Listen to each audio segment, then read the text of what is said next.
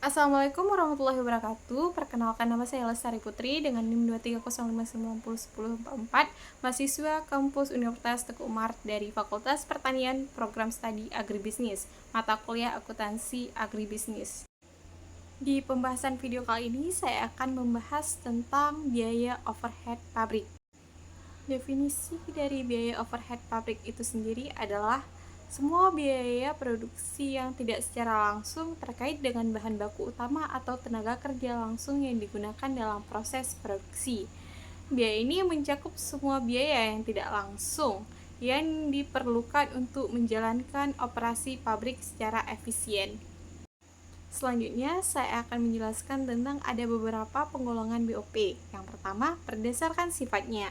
Ada BOP tetap, BOP variabel, dan BOP semi variabel.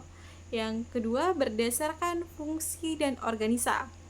Ada BOP produksi, BOP administrasi, BOP pemasaran, BOP keuangan. Yang ketiga, berdasarkan kemungkinan pengadilan. Ada BOP terkendali dan BOP tidak terkendali. Dan yang terakhir ada yang keempat, berdasarkan hubungannya dengan produk. Ada BOP langsung dan tidak langsung. Selanjutnya ada penyusunan anggaran BOP. Yang pertama, mengidentifikasi komponen BOP. 2. Mengumpulkan data historis.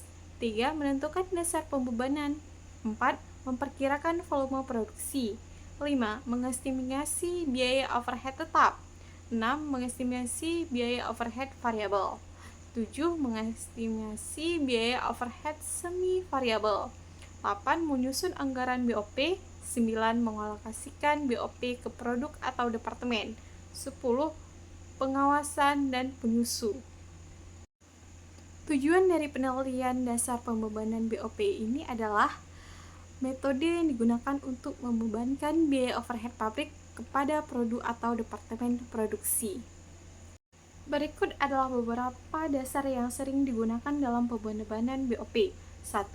Jam kerja langsung. Biaya overhead dibebankan berdasarkan jumlah jam kerja langsung yang digunakan dalam produksi. Semakin banyak jam kerja yang digunakan, semakin besar overhead yang dibebankan. 2. Tenaga kerja langsung. Overhead dibebankan berdasarkan total biaya tenaga kerja yang dikeluarkan. Berarti, produk atau departemen biaya tenaga kerja lebih tinggi akan menerima pembebanan overhead yang lebih besar. 3. Jam kerja mesin. Pembebanan overhead dilakukan berdasarkan jumlah yang digunakan dalam proses produksi.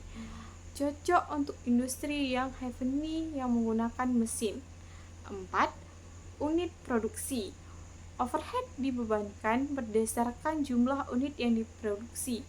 Metode ini sederhana dan sering digunakan jika produk yang dihasilkan homogen atau mirip satu sama lain. 5. Luas lantai produksi. Overhead dibebankan berdasarkan luas lantai yang digunakan oleh tiap departemen produksi. Ini relevan jika biaya overhead terkait dengan penggunaan ruang seperti biaya listrik, pemeliharaan. 6. Biaya bahan baku. Pembebanan berdasarkan biaya bahan baku yang digunakan dalam produk ini. Metode ini mengasumsikan bahwa produk dengan bahan baku lebih mahal juga akan menanggung overhead yang lebih besar.